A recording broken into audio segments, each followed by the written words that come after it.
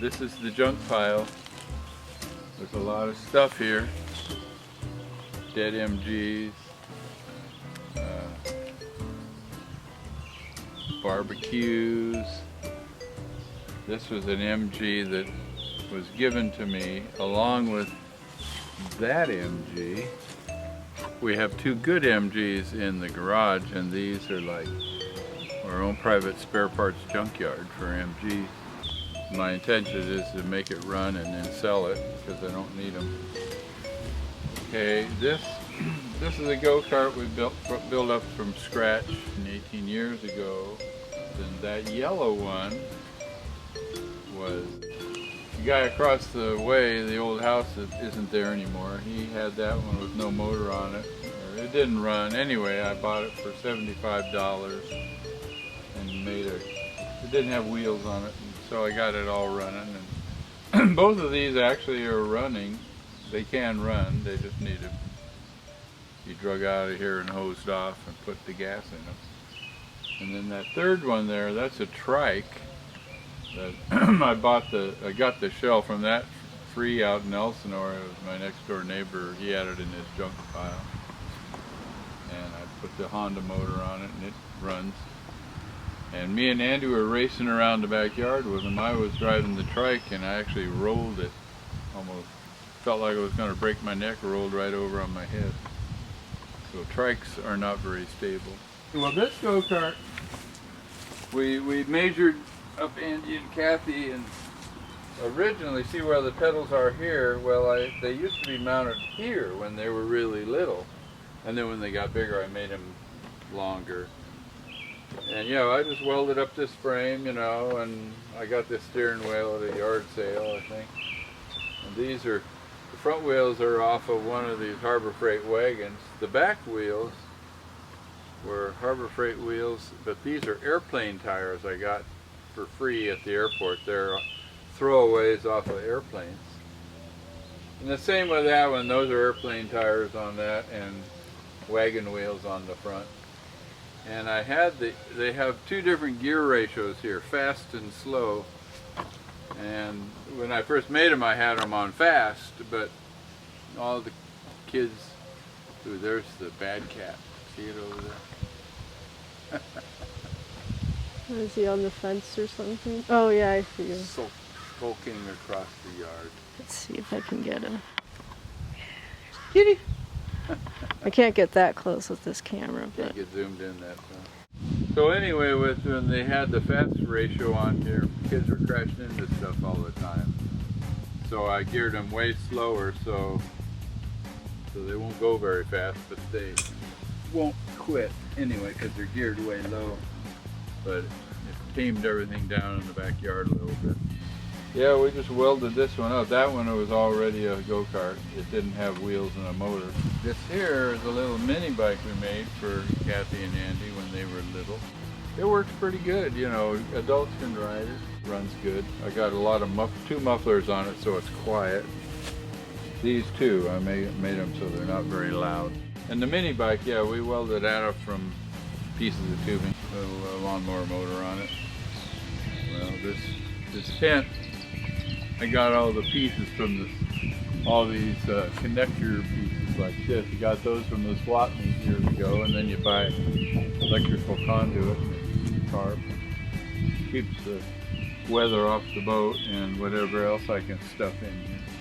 These used to be the roof of the patio, but I wanted to make a bigger patio, so I took these down and made a bigger patio and made a regular wood and tar paper roof for the patio. And these are intended to go to our little next door house, and because they have no patio, and then these will be the roof for it. Okay, this sailboat here, I bought this 40 years ago. It was a prototype of 27 that were made. It was in the backyard of my next door neighbor. I bought it from him. It needed a lot of work, and I put the work into it and built this trailer for it.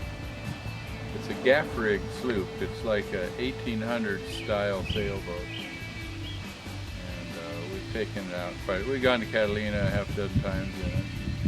This boat was built, I think, in 1959, and the guy that built it went on to design and build big sailboats, big racing sailboats, one of which, it was called Cannibal, and I heard it won the Trans-Pacific race to Hawaii. And this is one of his first efforts when he was young.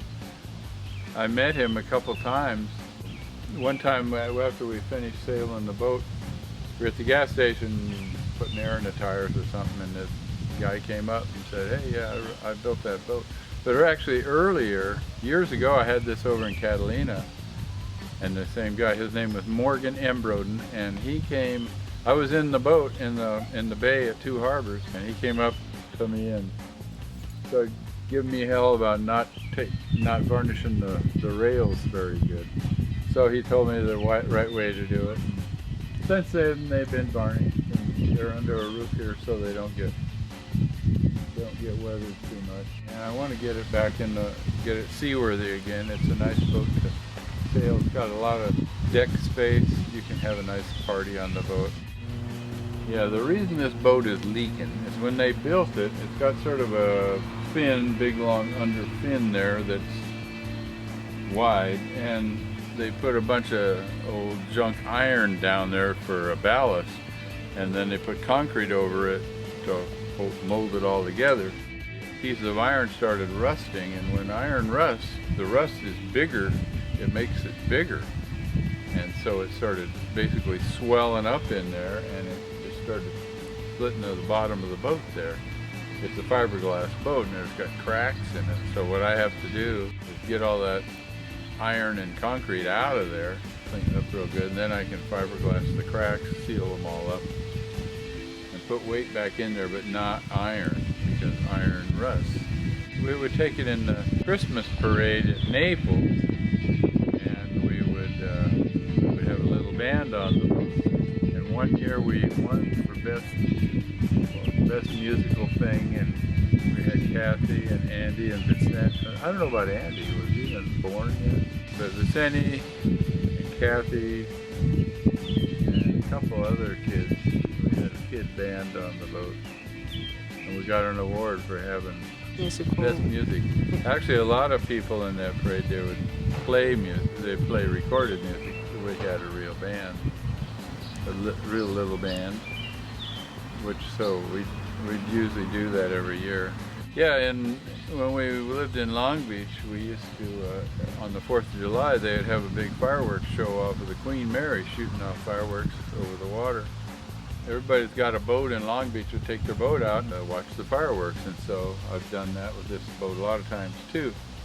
Well, at night there's no wind, so we had motored out there, and it's got an outboard motor gas tank with a little gauge that tells you if it's full or empty.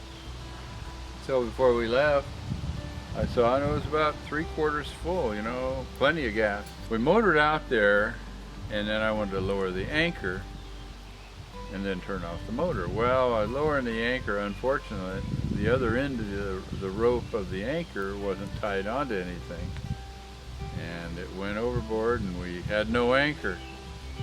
So I just kept the motor running, idling, and keep the boat kind of positioned where I want it. And after a couple hours, I guess, we started to motor back in. Well, we got about halfway.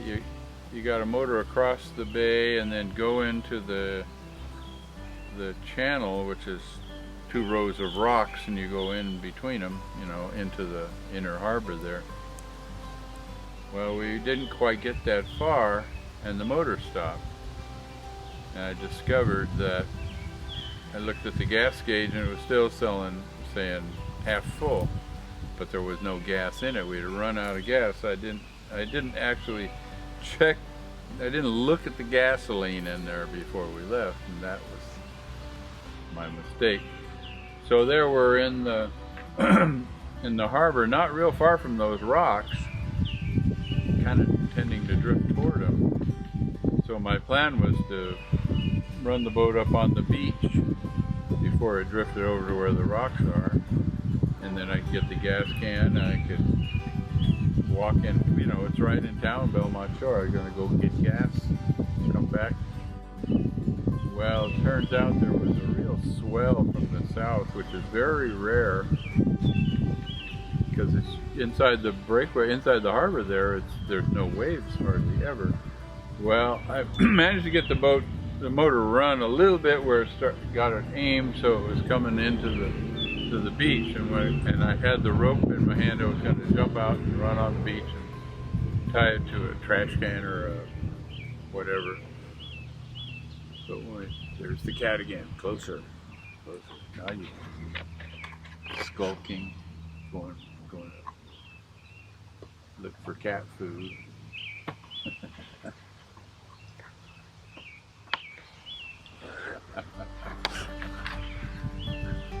So anyway, it turns out there were these actual waves coming up on the beach, which I'd never seen before in Belmont Shore.